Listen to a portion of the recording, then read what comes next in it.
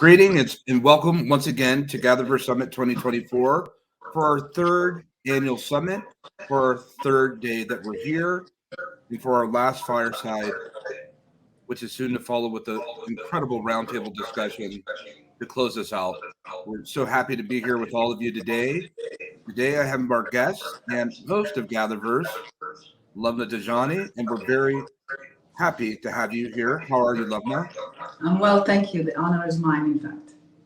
We had an incredible roundtable discussion that was shared earlier. We certainly enjoyed your remarks and the leadership and the things that were expressed in that, as well as for all of our other hosts and roundtables that we've had these past 3 days, which has been so edifying, hasn't it, Lubna? Oh, yes, and we all take inspiration from you, Chris. Thank you. I get my inspiration from many places, including our community. I certainly cannot take credit for it. Let's go 40,000 feet. Let's climb the mountain. Let's leave the jet behind. But let's climb the mountain. Let's be kind to the earth, if you will.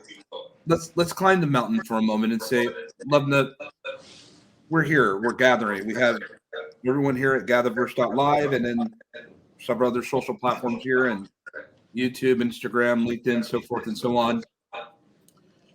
The title of this brief chat that you and I get to share together with a little bit of time is the importance of why we gather. Lubna, you've been a technologist in technology for decades now. You've contributed greatly. You have a very storied past in history and presently of incredible things and works that you're working on and things that you're building and innovation contributions that most people that are within the technology theater will not rival, will not match. And yet you still find time to be able to arrive with us at GatherVerse to sit and share. What is the importance of gathering? What is what? What is the importance of gathering? Well, we are communal by nature, and my since I became an independent, I always said innovation through collaboration, and you cannot have collaboration or innovation as such without gathering. And if you think about the color wheel, I like colors. We would not have purple if the red and the blue didn't come together. We would not have the orange. We would have all the other wonderful colors if we did not gather the primary. So it's how you unleash an exponential value. And thank you for gathering us in the way you do, Chris. When we think about the notion of humanity first to the approach to innovation, the world has been echoing of late. The world is echoing of late when, let me mute your mic for a second as I think that this will help to be able to reduce the feedback that's coming through. Hopefully that's helped. But the world is reverberating and echoing right now, Lubna, the power of the type of technology that we're seeing arriving that people such as yourself and others have been working on for decades now, but it's no longer a thing of fiction and it's no longer necessary in the laboratory. It's no longer happening in the back room and underground. These technologies have arrived in the hands of the consumers much sooner than most had thought. What are some of your thoughts on that? And I'll mute my mic. But you have to unmute your mic now, Lubna. Thank you. Yes, indeed. The lockdowns during the pandemic has accelerated adoption of many technologies like this and changed mindsets at a rate that was unimaginable, unattainable before.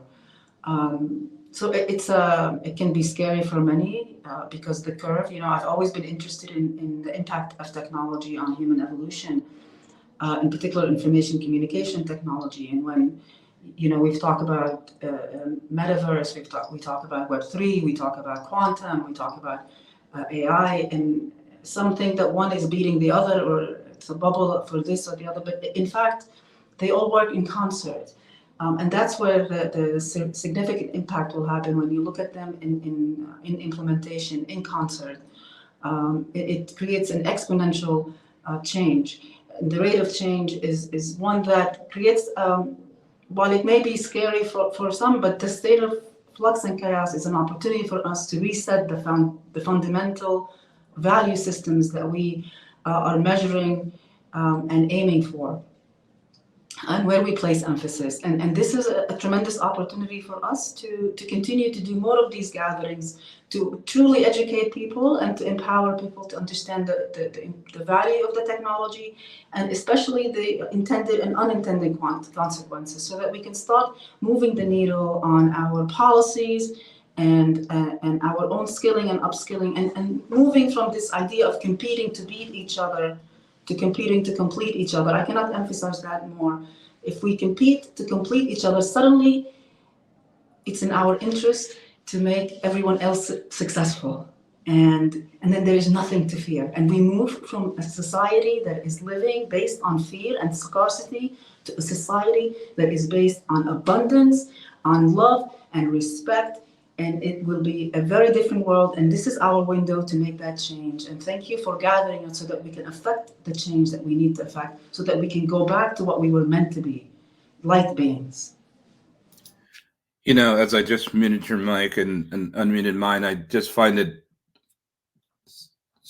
so compassionately stirring to me to hear that. You know, for me, this whole notion of such competition that we have based on a market, it's like everyone's fighting to compete for one carrot.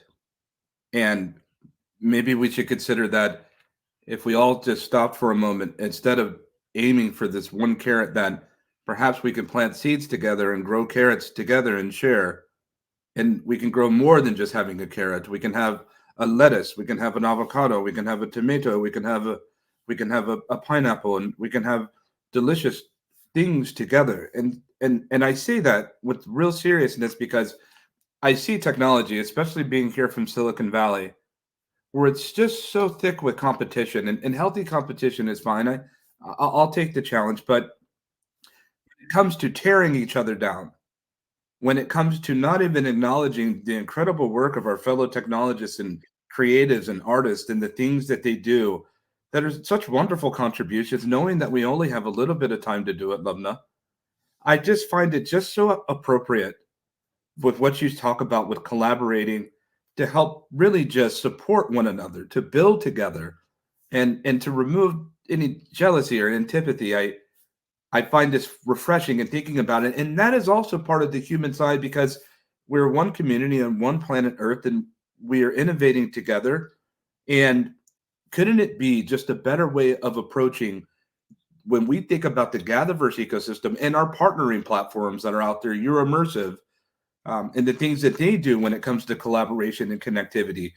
When I think about the Virtual World Society, when I think about the XR Guild, our friends over there on that side, when I think about so many other different platforms, Impact Innovation Foundation, and so many other different technologists, and people that come here to GatherVerse that aren't technologists, Lumna, but they work to make all of our lives happier.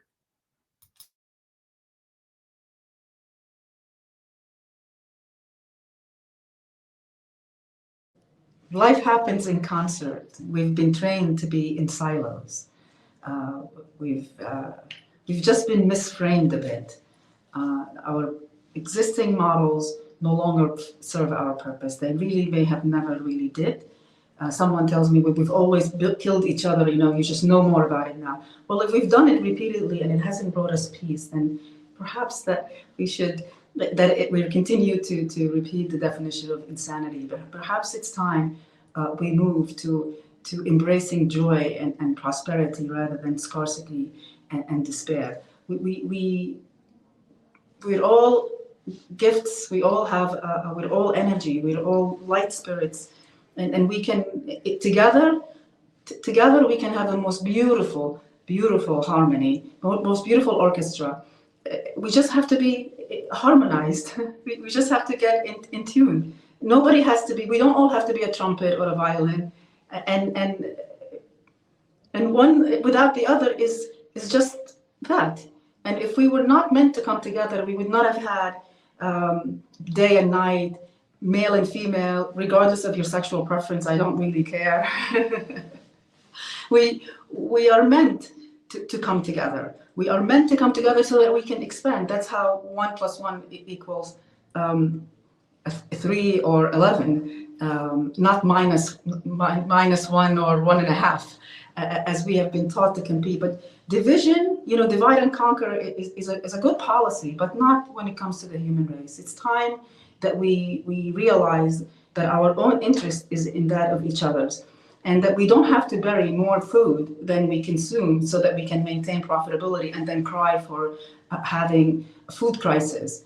We have this earth is abundant with all that we need and then some, including the advancements in science that we seek.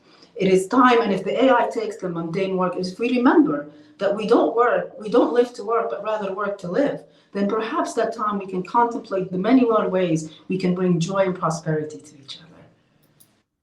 Indeed, and I think that's just so powerful, Lumna, as I just muted your mic at the moment and unmuted mine, that when we think about how much innovation do we plan to innovate, at what point do we begin to enjoy the innovation? And I get that we can enjoy, and the two things could be the same at once, that we can enjoy it in real time. But when do we get to the point where there's less innovation and more enjoyment of what's been innovated? When do we get to the point, and let me ask you this final at-length question that I ask that you pull from your heart, as you are already, that they say that with all this new AI that we see, technology that's been deployed, and certainly things with spatial computing, XR, call it what you will, but with what we see being deployed, that some people will be out of a job. Okay, we see that. Some people will have more time on their hands, and some people will have the capability of doing much more with their work. But my question is this, Lubna. Is it worth considering that if we do have more time, if we do have capability to build more, might we start to shift our attention into the betterment of the earth itself and its inhabitants? Just to think so simply on that level of line, thinking that, can I now spend more time in addressing so much of what we walk past every day? I have to say this. I remember standing in Milano in Italia, and all of us were waiting to catch our Ubers to get to wherever we were going.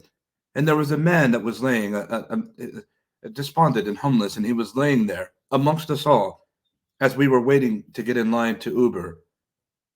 I haven't got that memory out of my mind, and I asked myself, have I done enough? Have we done enough, Lumna?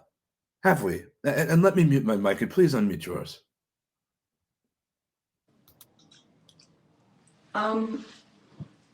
Yeah, have we? I should try.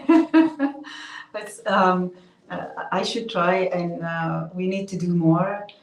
Again, it's because we have been trained, I think, to, when somebody wants to make you feel better, often they tell you, oh, don't feel so bad. Look at how many more people, you're so much better off than so many others. Look at the starving people here.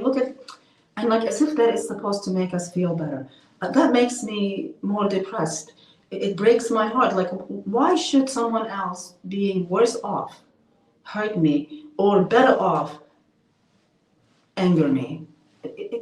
We just have to, this framing we have been conditioned with of what is right and what is wrong, and how we even console each other. These are the things that we need to break through. So whenever you find yourself in a mindset that is of the old thinking, recognize that, is that serving? Am I really feeling better? Because we've been conditioned to hold on to suffering and pain and let go of pleasure very quickly. We made even pleasurable things a taboo.